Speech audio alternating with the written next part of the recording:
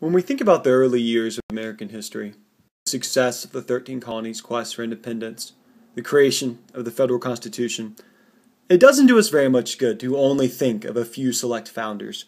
George Washington, Thomas Jefferson, John Adams, they were critical, sure, but the triumph of the young American nation in the Revolution was the product of all socioeconomic classes, of all ethnic groups that participated in that successful rebellion against Britain.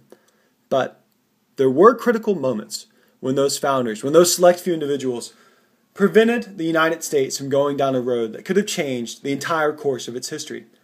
This week, I want to briefly mention something called the Newburgh Conspiracy of 1783, as the young United States was plagued by the Articles of Confederation and had a lack of money in the Confederation government.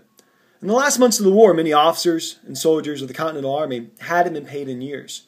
They were worried that the Confederation Congress would simply disband at the end of the war against Britain, and that many of the officers and soldiers would never be paid. So, officers of the Continental Army, they lobbied Congress. And at some point, some of the officers began to suggest that if they were not paid soon, maybe they would not disband at the end of the war. Or maybe, as the war was ending, some of these officers might just take their troops and move off into unsettled territory, leaving the United States undefended. As General George Washington categorically rejected such ideas and plans, a small group of officers circulated an anonymous letter in the Continental Army leadership, calling for Washington's replacement and setting a meeting for March 12, 1783, to discuss the lack of payments to the Army from Congress. Washington found out about that letter, and he intervened and canceled the meeting of officers. And 3 days later, he then called his own meeting with Army officers. There, Washington announced that he would speak to the discord in the Army.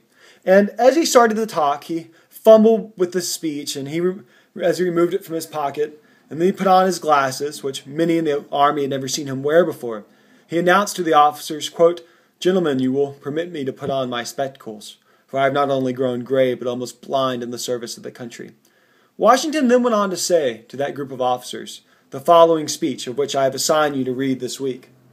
Quote, "The endeavors of Congress to discover and establish funds for this purpose of paying the Army have been unwearied and will not cease until they have succeeded, I have not a doubt. But like all other large bodies where there is a variety of different interests to reconcile, their deliberations are slow. Why then should we distrust them? Let me conjure you, in the name of our common country, as you value your own sacred honor, as you respect the rights of humanity, and as you regard the military and national character of America, to express your utmost horror and detestation of the man who wishes, under any species pretenses, to overturn the liberties of our country, and who wickedly attempts to open the floodgates of civil discord and deluge our rising empire in blood."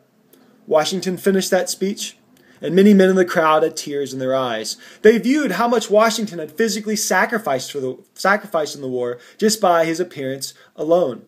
And in that speech, Washington made clear he would not betray his principles, that some type of coup, some type of disbanding of the army or moving off into the wilderness and leaving the United States undefended as the war ended, he would not hear it.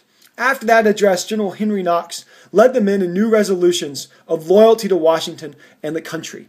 That small story may not seem like it made all the difference in American history, but keep in mind that George Washington refused to be a part of any type of coup, of any type of illegal activity, even though he easily could have overthrown the Confederation Congress with the Continental Army that he commanded.